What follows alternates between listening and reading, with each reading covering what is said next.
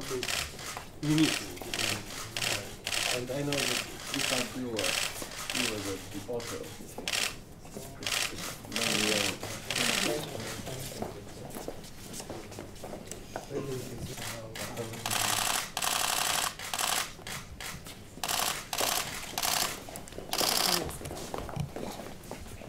As I mentioned, well, they both released, I still remember our session with accumulation energy, and this was the best person to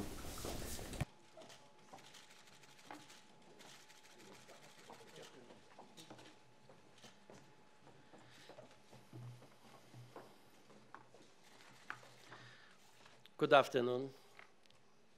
It is my pleasure, Prime Minister, my friend, to welcome you in Brussels once again.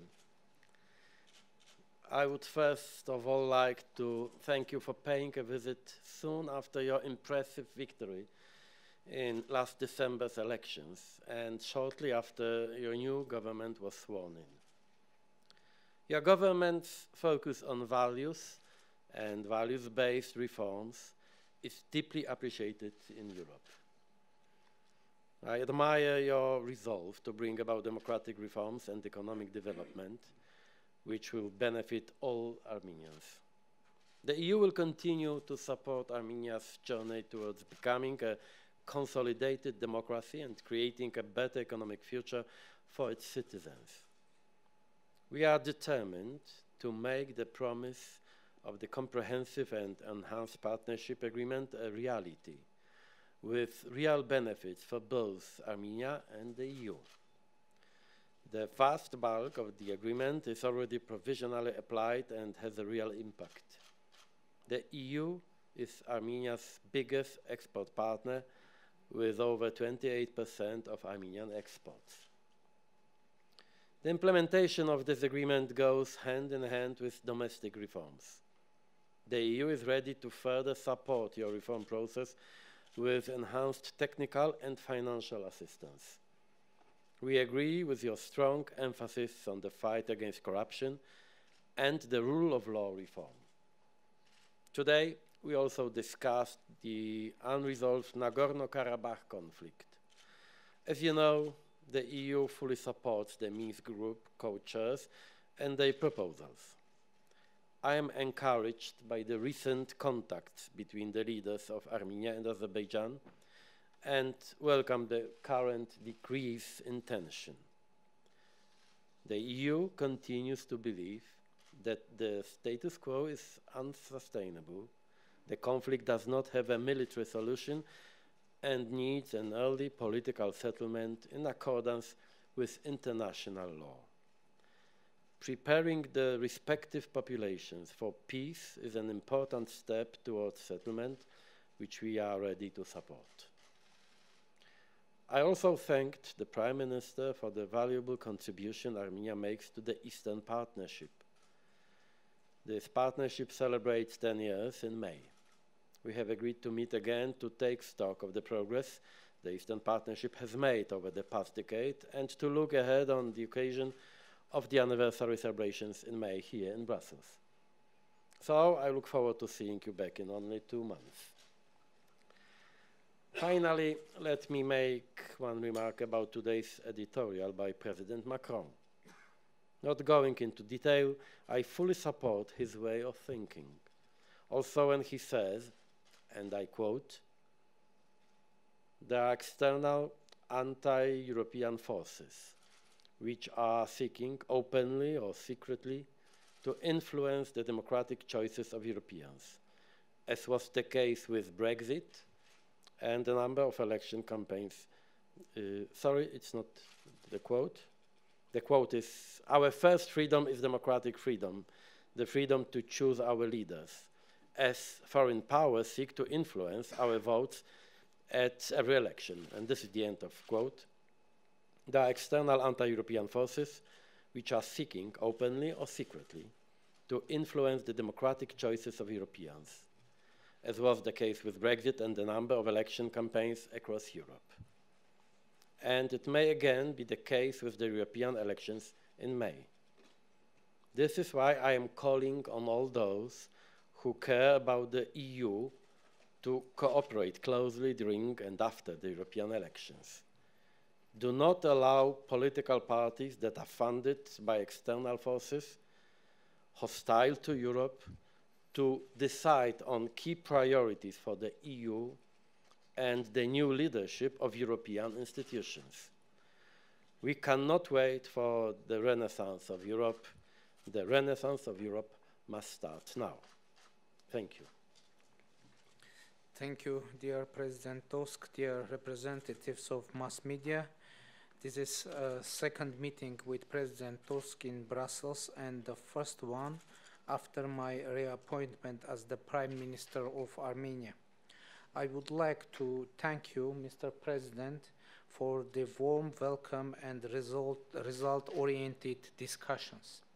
During our today's discussions, we touched upon many different issues ranging from democratic transformations in Armenia to current regional and international developments.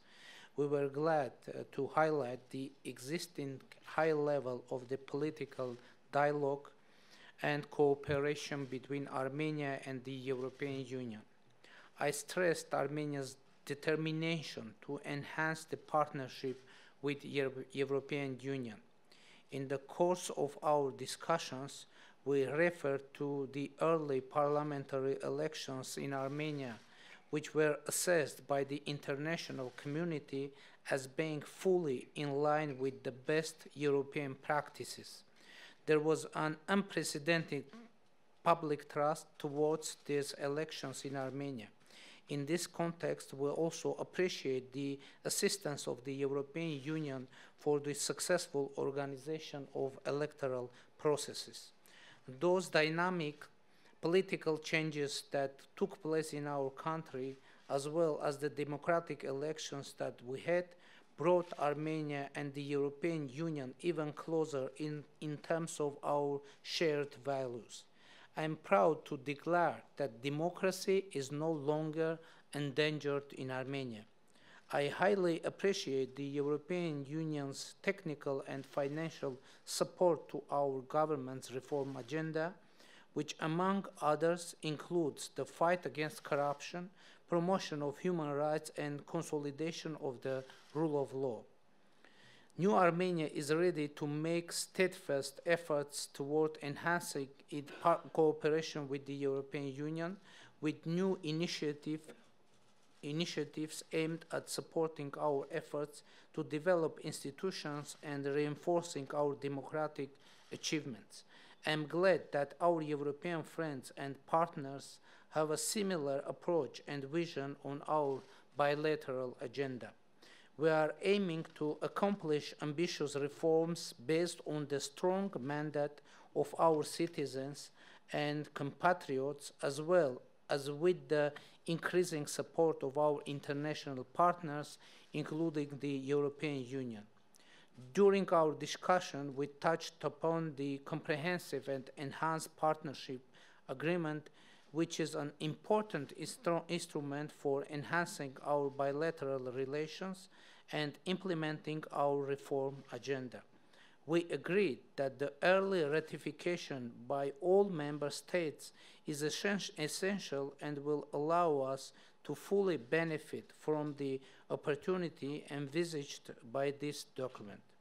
In this context, we discussed the ways of further accelerating the ratification processes. We discussed the visa liberalization process as well.